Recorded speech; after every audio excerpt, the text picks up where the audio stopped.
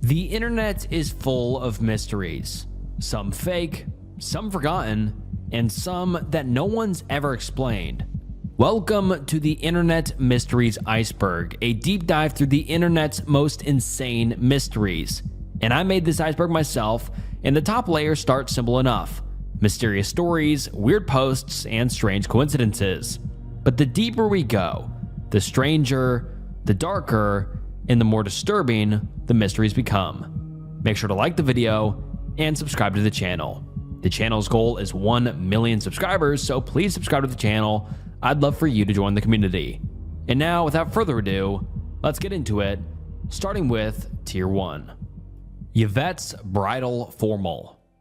When people get married, it's an occasion. In American culture, where the average wedding costs over $30,000, celebrating is just as important as the ceremony itself. An American wedding typically takes place over a couple of days, made up of the bridal shower, the bachelor party, the welcome dinner, the rehearsal dinner, the ceremony, the reception, and the day after. For the actual wedding, there are just as many components to keep track of: the perfect flowers, the towering cake, the sparkling decorum, the elegant venue, and the most important piece of all, the dress. If you're living in Panama City, Florida, and happen to be shopping online, you might just stumble onto a website called Yvette's Bridal Formal. The website opens onto the famous Da Vinci painting, Lady with Our Men, being drowned in a slurry of technicolor hyperlinks. All of them lead to insanely different pages, covering different subjects but with the same sweet and slightly unnerving aesthetic: dresses and gowns, jewelry, homemade paintings. One link leads to an apple pie recipe because why not? It's your wedding after all. At first glance, it looks like someone from the 1990s coded a website and then promptly got stuck in the decade. This isn't uncommon and not particularly strange, but as you delve deeper and deeper into the page, it becomes increasingly more disjointed. In the deluge following a link called Psychological Thriller, we enter a page dedicated to, in Yvette's own words, horror, the occult, psychological thrillers, mystery, suspense, romantic intrigue, out-of-body experience, conspiracy theory, government cover-ups, space alien presence on Earth and all the juicy gossip, tabloid, paranormal, psychokinetic, ectoplasmic, ghastly, ghostly, time travel, reincarnation, fantasy, dreamscape, sensationalism, excitement that your heart and your mind can possibly stand. V8. And that was a very good description because the page delivers exactly what it promises. The majority of the links are short stories or parts of larger works, which honestly, Yvette seems like a storyteller at heart, and all of her creative works were kind of fun to read. She has a hyper fantastical style, which was fun to explore. But soon after reading her short stories, I clicked on a link called UFO in the Gulf of Mexico. At first I thought it was just another piece of fiction, but as I continued reading, I noticed a marker at the top of the page that said true story. And upon reading it, I couldn't tell if it really was a true story. It was stylized, sure, with dramatic writing and unbelievable circumstances, but there was something different about this piece. Now, I'm not going to read the whole thing as it's very long, but it's about someone on a fishing vessel who encounters an extraterrestrial spacecraft, a mothership and smaller escort craft, before falling unconscious. And this isn't the only story on the website about alien abduction. Yvette clearly has an interest in the extraterrestrial, but what prompted her to make a website to sell dresses and jewelry with photos of paintings and short stories about alien conspiracies? Well, on Reddit, we actually get some insight. A user commented, "It's actually not a joke. 4chan discovered Yvette's a while ago, and they are 100% serious alien conspiracy theorists. A couple of guys from the random thread actually drove out there and talked with them and took some pictures in front of the place. Yvette's site blogged about it later, but I'll be damned if I can find anything on that site. Apparently, they told them that they were from an online magazine looking to investigate the link between the US government and aliens, and the Yvette's people talked with them warily for a good length of time. And another comment down below talks about how the page used to have a lot more space dedicated to alien conspiracy, but it was later taken down, as the people who operate the website are aware people are browsing. But then again, these are comments off of Reddit. I couldn't find an actual address that matched up with the location listed in Panama City, so we really don't know hardly anything about the website, this woman, or what's actually going on. So is this just some crazy woman with a dress shop who doesn't know how to code a website? Or is this someone who really did encounter an extraterrestrial? Or is it all some elaborate hoax? Nobody knows, but the website remains a disorienting testament to how most places on the internet provide more questions than answers. Indian Lake Project. This next entry is an internet staple, and its inclusion on this list is well deserved for not only the mystery, but what it might reveal. On Sunday, October 2nd, 2005, a man named John created a website on Blogspot where he would write for the next 8 years. The title, Indian Lake Project. And here is an excerpt from his very first post. On July 9th, 1997, my uncle was hiking in a wooded area around Indian Lake, New York. He tripped on what he thought was a tree root sticking slightly above ground. When he looked back, he noticed the corner of this box above ground. The fact that he was far from any marked path or road and was in an area that few, if any, usually hike, sparked his curiosity. The box was sticking up by only 2 or 3 inches, and from the look of the ground around the box, he figured it had been there quite a while. With only sticks to dig with, it took him a while to pry from the ground. The 3 shapes on the top of the box, an upside-down triangle and 2 circles, were only apparent after it was later cleaned up. The box had no lock on it and was easily opened. Inside the box, my uncle found 21 water-damaged photos, 3 8mm home movie reels, and various documents. Most of the photos are of children, which led my uncle to fear the worst, that he had stumbled upon evidence of a crime involving children. He mentioned that his blood ran cold when he began reading the documents also found in the box. He indeed had stumbled upon a crime involving children, but instead of some creeper, it seemed that these children were all a part of some United States government experimentation. Those experiments were known as the ILP, or the Indian Lake Project. In 2002, my uncle died. This box was given to me shortly before he passed away. He was afraid of the contents in the box and wished he had never found it. I feel it is my obligation to share its contents and the truth behind what had been buried for 50 years. What follows is a series of photos. 2 pictures of the old rusted box taken by John. The others claim to show the contents: a cabin in the woods, 2 army men standing beside a post, pictures of children. The claim is that somewhere in Indian Lake, New York, a secret facility was built for experimentation on young children. It operated sometime between 1952 to 1955 and may have possible connections to MK Ultra.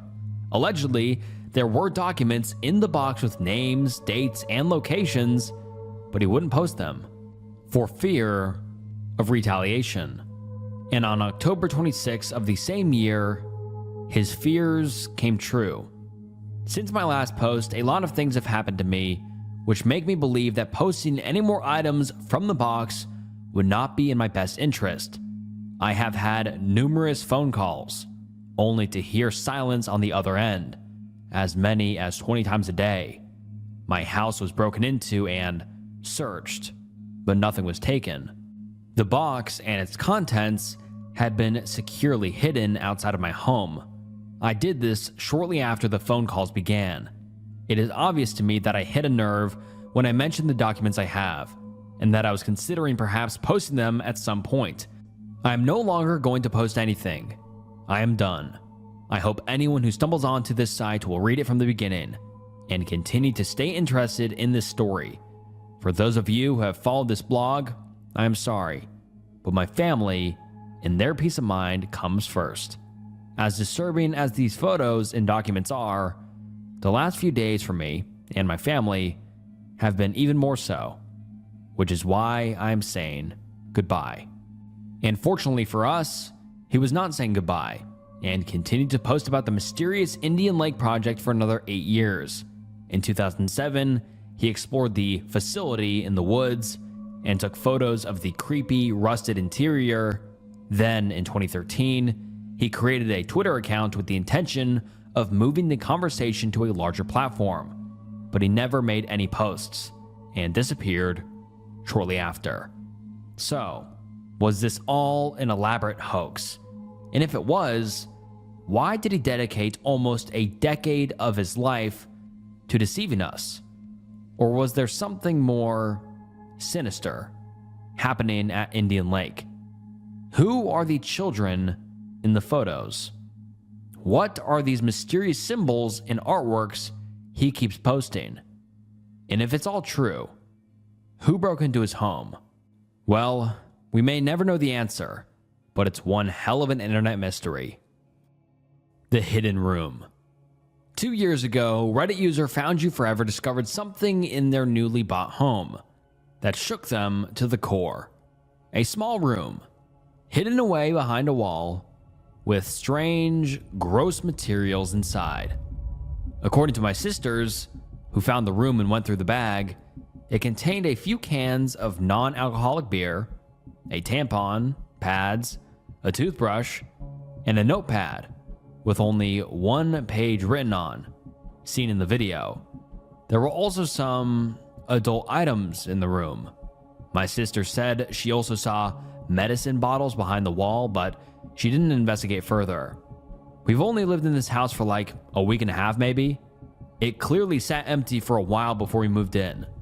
But according to them, all of the stuff in this room looks extremely old, like 70s and 80s old, so hopefully whatever cursed activities occurred in the secret room happened decades ago. Edit. This door is in my sister's closet. She hadn't been able to get it open before today and just assumed it was a normal cabinet. I didn't get a good look at anything inside the room, but I did notice that sadly, the money on the bed is just play money. My sisters guessed 70s to 80s based on the adult entertainment and the glass of, presumably, petroleum jelly they found inside. They also said that the label of the non-alcoholic beer looked super old, but honestly, I'd have to look at it to be sure that they're not just exaggerating. No idea how they got the mattress inside. My current guess is that they folded it hot dog style and just sort of crammed it in there. I'll be able to test this theory when we try to get it out, lol. My current assumption is that, like others have suggested, this was some teenager's hidey hole for their illicit goods and acts. I want to believe it's just a teenage hidey hole. I really do. But I just have a creepy feeling about the whole thing. How did a teenager acquire a small mattress to tuck into a wall? I don't know of any teenagers with spare mattresses lying around. Also, if you're just looking to enjoy the adult content, you could hide that in the wall. Why the need to hide a ratty mattress back there? Not to mention the KY jelly, the weird notebook, the secretive nature of it all. And what's scarier is that we know about as much as the homeowners do. Could it have been a squatter? A frogger? A dungeon for kidnapped victims? All we know for sure is that this is a very unnerving find. And regardless of what you think, it has succeeded in disturbing me. Tier 2. Yahoo is lying. This story begins in 2009 in Nottinghamshire, England. A man named Russell Knaggs, serving a 16-year prison sentence for drug crimes, sits in his cell, awaiting contact from the outside. You see, although he'd been captured, he was planning something big. Something that would make him, quote-unquote, a shed load of dough. He took phone calls and meetings from behind prison walls, where he discussed his upcoming plastering job with his friends. Prison officials were a bit skeptical and kept a watchful eye on his comings and goings. Eventually, they came across a detailed blueprint hidden in his cell, along with a hidden SD card. What they discovered was a scheme to smuggle 5 tons of booger sugar from Colombia to Costa Rica in fruit consignment, where it would then enter the United States on a shipping container. From there, it would cross the Atlantic and land in Hamburg, where his men would collect and begin selling. On the outside, his conspirators were getting the money together for a first transfer, and were working fast to pay for the initial transfer that would make the men millions. Eventually, when their drug contact was gunned down in Colombia by a rival gang member and the money wasn't coming together quickly enough, Nags called off the deal. It wasn't worth the headache. But investigators on the outside were already hot on their trail. Somehow, they'd come to discover the plot, and eventually, after building a case against Nag and his 3 conspirators, arrested them all, awaiting trial.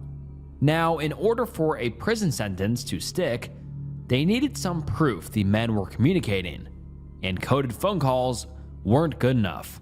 It had to be concrete, and they already had it. You see, meaningful communications couldn't happen over the phone, or through any chat log where agencies could subpoena the records. With a contact in Colombia, they needed a surefire way to talk without getting caught. So, the team relied on Yahoo's mailing service. Essentially, what they would do is start an email, write whatever they wanted, then save it to the drafts. Afterwards, the other members would log onto the same email, read the draft, and delete it before it ever had a chance to change servers. This, they believed, would ensure their messages would never be read. Yahoo's service couldn't save deleted emails, especially ones from an individual account, so they would be safe if it ever went to trial. Except when the case eventually went to trial, the prosecution had 6 months of deleted draft emails provided to them by Yahoo. What? The defense was quick to confront Yahoo. Yahoo claimed that the emails were auto-saved onto their servers, which is a function that allegedly exists in case of a computer losing connectivity, but this just didn't make any sense. According to their own public information, their emailing systems were not capable of retrieving deleted emails, especially 6 months of deleted emails, whether they had been auto-saved or not. So, Yahoo had to be lying. When the defense investigated, they discovered that there had been no subpoena before the trial. No one, on paper, had contacted Yahoo to save those emails. So, how had Yahoo obtained 6 months worth of deleted emails if their systems weren't capable of doing it? Well, they had to have been collecting them before the trial. But how? The running theory, the one presented by the defense, was that Yahoo works with an intelligence agency and has a secret means for collecting emails, either after the fact or whenever the agency asks them to start. This wouldn't require a public subpoena, but it brings about a whole other question: legality. If this is true, then Yahoo is working against their own public information, which is illegal. But with intelligence organizations like the NSA, who knows what they're capable of doing without due process? So, is Yahoo telling the truth? Is this just a quirk of the system, where drafts are saved for 6 months after deletion in the event of a power outage? Or is something happening behind the scenes? Are they collaborating with an organization to gather secret, confidential information? And are we, the people, being sold out? In the end, Yahoo handed over the deleted emails, the very ones Nags thought were gone forever, and they became the smoking gun in court. And Russell Nags got an extra 20 years in prison. I guess the shed load of dough didn't quite pan out. The Grand Canyon photo mystery. Our next mystery comes from user Zombie Gaddafi, who commented on a Reddit thread asking for extremely dark and creepy true stories. It reads, "Nobody knows about this story, but I will tell you, Reddit. This is about my uncle. I think it was the late 70s or 80s. I can't remember which, but my uncle is old. He's like 50 now. Anyway, he took a trip to the Grand Canyon with his friends. They were driving along the Grand Canyon and stopped near this area with hedges and brush on the side of the canyon and decided to take one of your standard funny Grand Canyon pictures. They had a really funny idea. My uncle was to stand on the side of the canyon with a fishing rod and pretend to fish off the side of the canyon, and decided to take one of your standard funny Grand Canyon pictures. They had a really funny idea. My uncle was to stand on the side of the canyon with a fishing rod and pretend to fish off the side of the canyon. So they ended up taking the picture and shortly after packed up and drove off. So they took the role to be developed, and when they saw the picture, they noticed something very strange. In the picture, not far behind my uncle, was a man dressed in all black with pale white skin, standing there in the brush, just staring at the camera with a knowing smirk on his face. He said he and his two friends were in that spot for about 15 minutes. My uncle and his friends claimed that they did not know the man, that they were the only ones in the spot, and the Grand Canyon was vacant of tourists at this time of year. They still know nothing about the man, and the picture still exists. I will post it here if there's enough demand. I have to find it first. I think it's on his Facebook or something. Edit. Here it is. And it's a terrifying photo. I mean, I first looked at it, I'm like, holy shit, that is crazy. But anyways, I'll read the rest of his edit. My uncle is standing there on the edge of the canyon, and the black arrow points to the phantom gentleman. It is not exactly how I remembered. He's not fishing off the side of the canyon, and the guy does not have a knowing smirk on his face. Or maybe he did in the original, and it doesn't show up clearly on the scan. I saw the original when I was like 14, and apparently my memory of it is a bit hazy.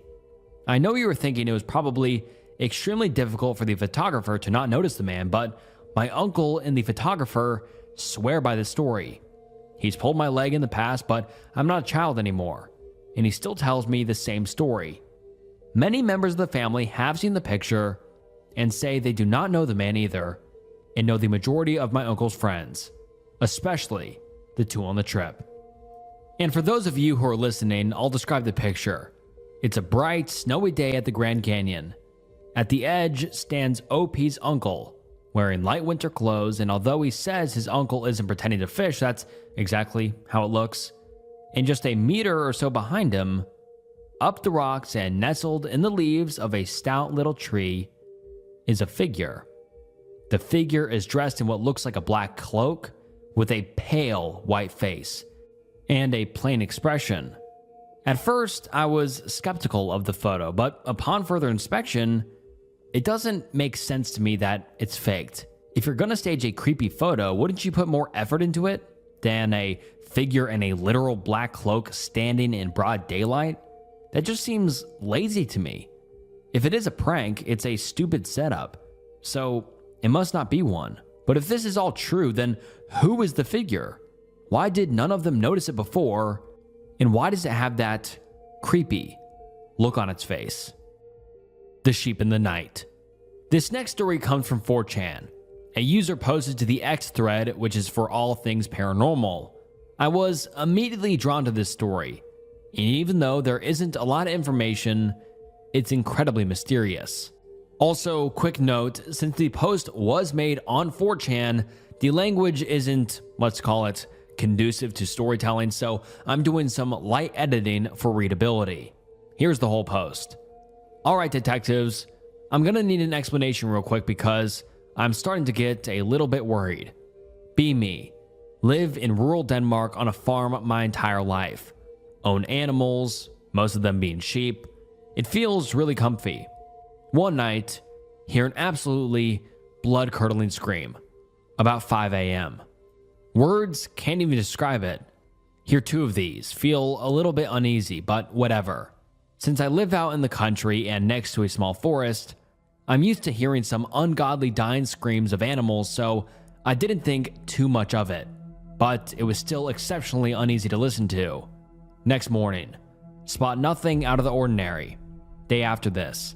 Have electronic classes. Spot my dad dragging a sheep carcass through our back garden, presumably to the place where we bury the animals that die unexpectedly. Okay, I guess? After class, ask my dad what happened. My dad says that he has never seen anything like it. He said that the left half of the thing's face is just gone, cleanly picked to the bone. Then he posted a part 2 with a photo of the carnage and some follow-up. I go out to check to inspect the corpse. He is right. Not only did the thing cleanly eat only half of its face, cleanly to the bone, but it also devoured its tongue and its left ear. What the hell is this shit? I took a picture of my sheep. I inspect the corpse closer in order to look for the death blow that killed my dear boy. There is none. Whatever killed my dear sheep did not do it quickly. Snap up a pic and check out the spot where my dad found the corpse. Get to the spot where my dad found the body. No sign of a struggle. Okay, now I'm confused. What? All I saw were a few feathers. The situation around the killing is too unusual for it to have been one of the many eagles/hawks in the area. Plus, they never attack animals of this size. If it would have been a huge fox or something, it wouldn't have only targeted the face. A fox is the only animal in this part of the country where this would even be possible. Even then, it seems highly unlikely. What do you boys think it could have been? And in the photo, which is very graphic and I can't show on YouTube, we see a brown sheep nestled beneath the runner of a wooden fence.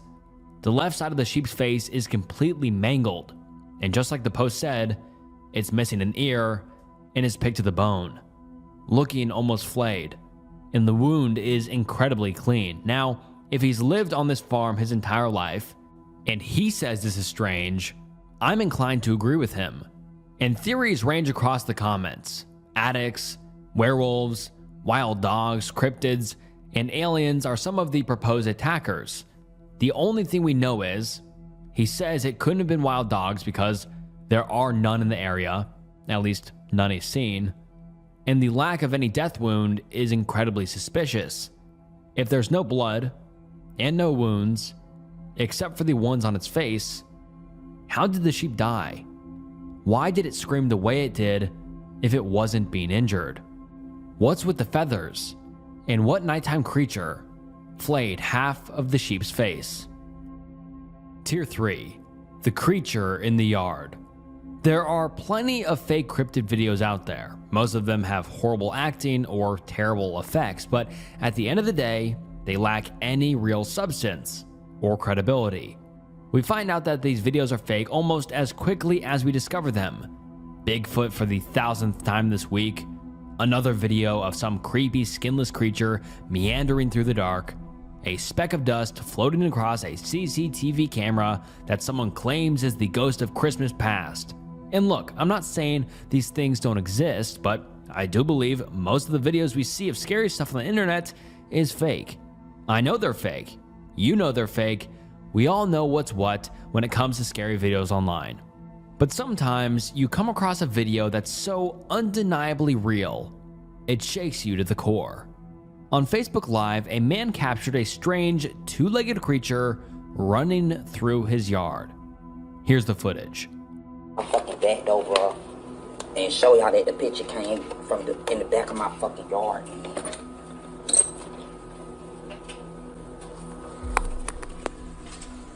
Let me see if I can flip this bitch around.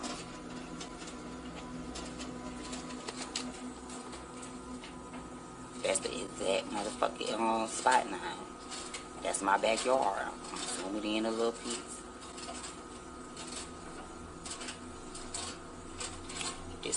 This is the exact spot that I just. Hold on.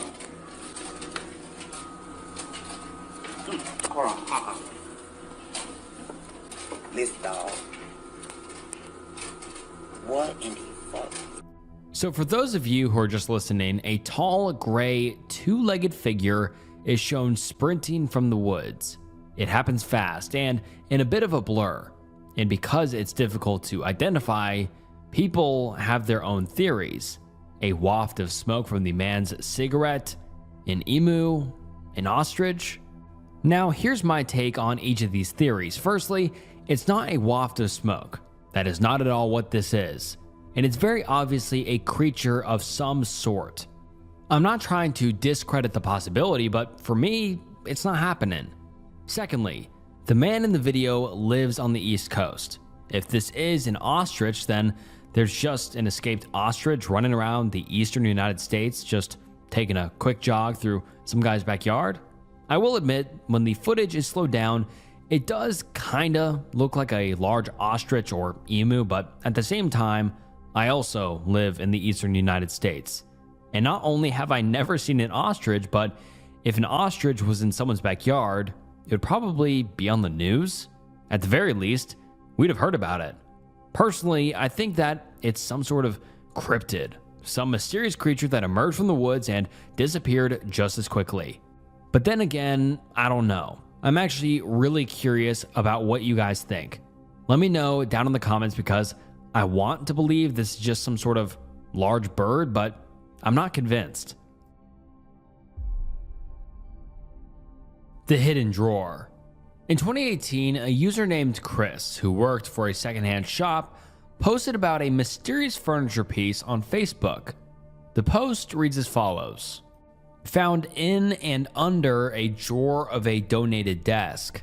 Edit. It was donated to the store I work at a few months ago. Pics were taken, but I don't know if anyone followed through with a report. It was sold later that day. On the inside of the desk, written in permanent marker, is a note. The truth is under. And when the drawer was removed and flipped, a startling message was revealed. The body lies at, followed by a set of coordinates. Now, the Facebook group she posted the images to, which hosts 3.5 million users, was incredibly disturbed by the writing. Where did the coordinates lead? Why had someone scribbled this cryptic message onto a desk? And what was all this about a body? Was someone killed and buried at these coordinates? Facebook got to work, contacting local authorities and posting the image to Reddit. Apparently, the coordinates pointed to a spot on a nearby Florida Air Force Base, where bomb testing was often done. This was very interesting to me, and to many thousands of internet sleuths. The original post was made in Florida. The desk was found in Kissimmee, Florida, which is a city nearby to where the desk was found. So somebody had scribbled a secret message onto the inside of a desk in the hopes that someone would see it and find this spot on the naval base. Why the accuracy? If it were a prank, why not just put in random numbers? Why go to the lengths of finding the actual coordinates for an actual naval base if something wasn't going on? And the police were rightly concerned. But there was a problem. With the coordinates being inside of an Air Force base, local authorities had no jurisdiction to investigate. And although Reddit posts confirmed that police were making their way through the red tape and were planning on getting approval, but no other updates were ever published about the case. For the past 7 years, it has remained dormant. So, who wrote the mysterious message? Did the police ever investigate? Was there ever a body found or a missing person ever linked to the case? Why are there absolutely no updates from anyone about this case, including their local police department? Well, I guess we'll have to wait and find out. In the meantime, I've reached out to the original poster to see if she has any first-hand information regarding the mystery. But after 7 years in limbo, I doubt anything has changed. If she does reach back out, I'll be sure to update you all in the comments. But for now, the mystery remains unsolved. The M Cave Mystery. Alright, so if you're chronically online like me, you've probably heard of the M Cave Mystery and the disappearance of Kenny Veach. It's a very popular story, and for that reason, I almost didn't include it in this iceberg. I try my hardest to find unique stories, ones that haven't been covered a lot on YouTube, so that every story, no matter how unreported, gets the time and respect it deserves. And with that being said, after careful consideration, I think the M Cave Mystery is too unbelievable and too unsettling not to include. For those of you who aren't familiar, here are the details. Kenny Veach, a long-distance hiker from Las Vegas, had recently come across a strange cave. Located near the Nellis Air Force Range, it was shaped like a perfect capital M, and when he approached it, his entire body began to vibrate, and the vibrations got more and more intense the closer he got. He commented about the experience on a YouTube video about Area 51, and people encouraged him to find it again and record his findings. The comment has since been deleted, which is incredibly strange. And what's more strange is another deleted comment we'll cover in just a minute. Anyway, he goes out to find the cave and records the journey. In the now infamous YouTube video, he scans the desert, walking us through his original journey and commenting on the last time he encountered the cave. I didn't have a sidearm when I was here before, and something about the cave just spooked me. He encounters some wildlife, a black ram up on the rocks, and a little desert tortoise. It's a peaceful, bright day, a little overcast, perfect weather for exploring. What Kenny also tells us is that this is no easy journey to find this cave. It's a 10-hour hike, and some of the places he needs to navigate can get very scary. At the end of the day, he couldn't find the cave, so he decided to return home to post this YouTube video and plan for his third trip. People were encouraging him to go find the cave, excited to see this mysterious, mystical landmark he describes. But one user commented something different. Though the comment was deleted, we have record of it, and it said the following: "No, don't go back there. If you find that cave entrance, don't go in. If you do, you won't get out." And unfortunately, he never did. His girlfriend reported him missing in the days following his third journey to find the cave, and a search party was sent out for him. His cell phone was discovered near an abandoned mine shaft, and that was it.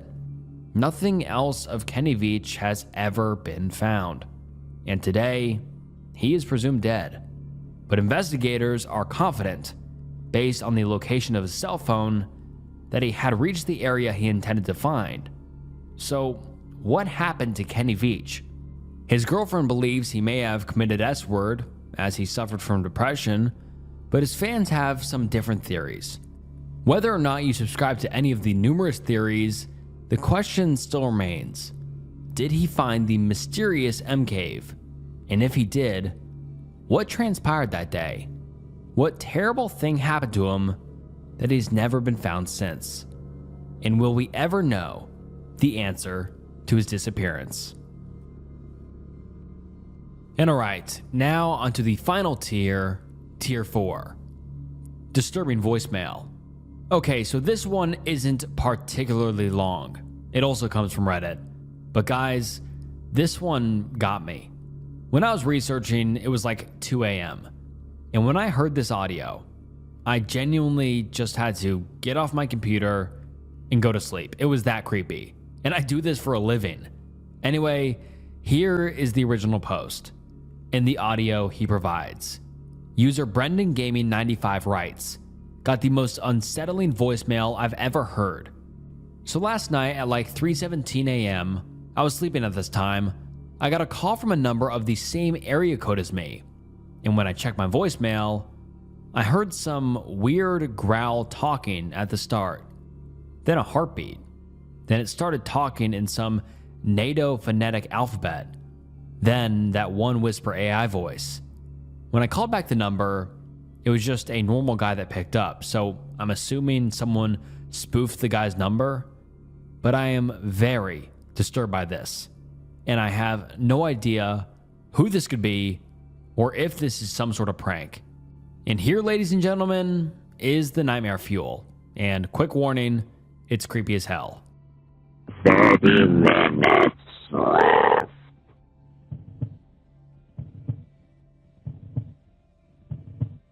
India Tango Sierra Space November Echo Victor Echo Romeo Space Tango Oscar Oscar Space Sierra Oscar Oscar November.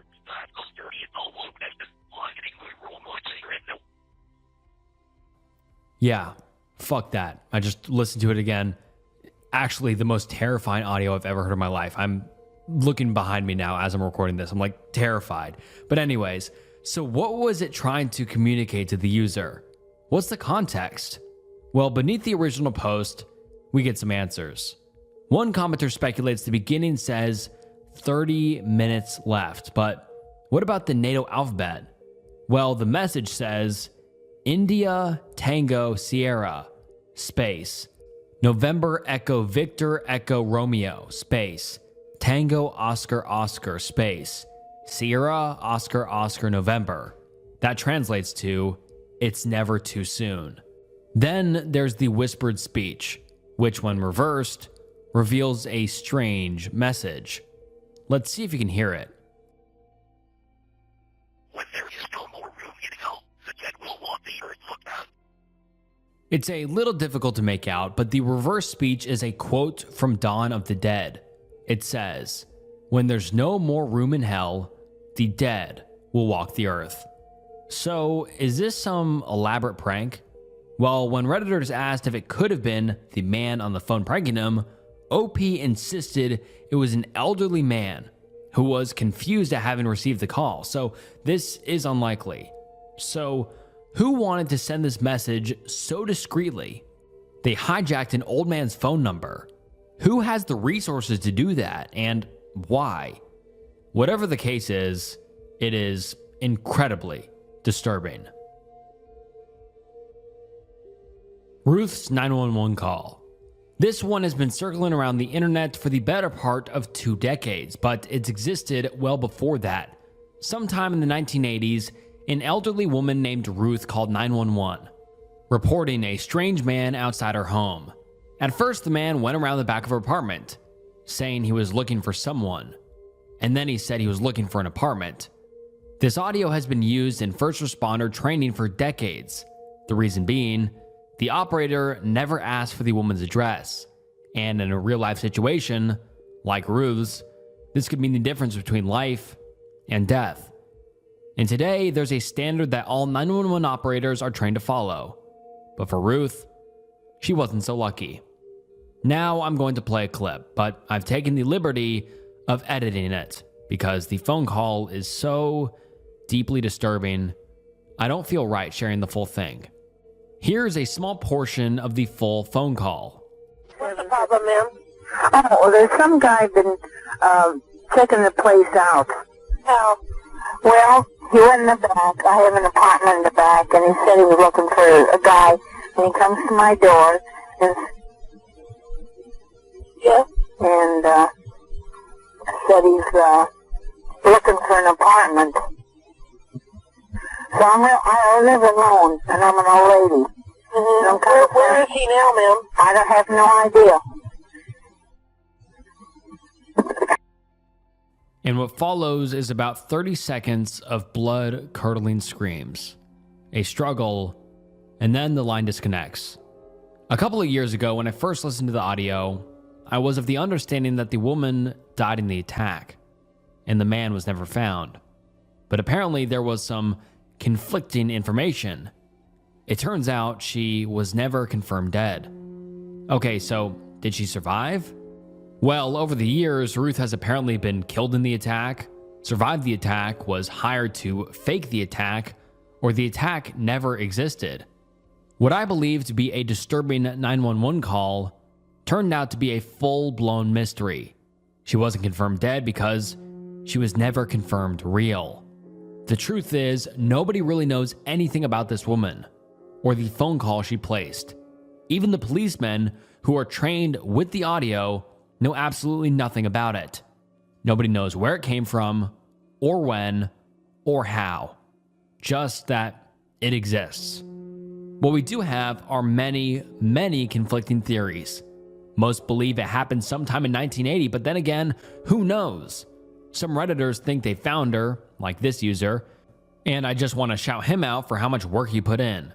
But some of his conclusions still don't perfectly fit the case. So how did this happen? Well, somewhere down the chain of command, I guess the information just got lost. And now all we have is one disturbing phone call and a massive amount of unanswered questions. Personally, I really really hope she survived, as per the last Redditor's theory. But we just don't know for sure, and we'll probably never know.